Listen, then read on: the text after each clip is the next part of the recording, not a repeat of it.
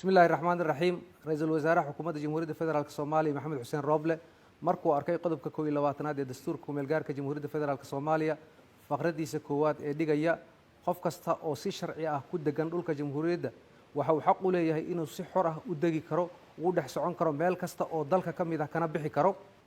iyadoo la tixraacayo amarkii uu soo saaray ra'iisul wasaare Maxamed Xuseen Roble 22 Juulaay 2021 ee sida cad u qeexayay in qof muwaadin ah aan laga horjoogsan karin inuu u safro ama ka soo dego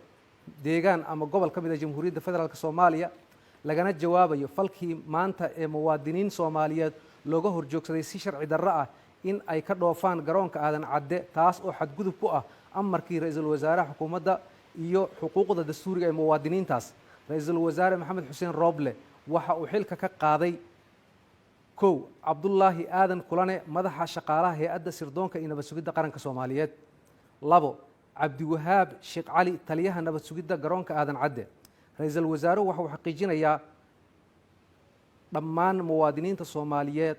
oo ay ku jiraan kuwa maanta safarkooda laga xayiray in ay xor u yihiin in ay u safraan xilli kasta oo ay doonayaan ra'iisul wasaare Maxamed Xuseen Roble waxa uu mar kale ku celinayaa in tallaab sharciga waafaqsan uu ka qaadi doono cid kasta oo ku xadgudubta dastuurka dalka kuna dhiirato carqaladaynta geedi socodka doorashooyinka ee isaga uu mas'uulka ka yahay wabillahi tawfiiq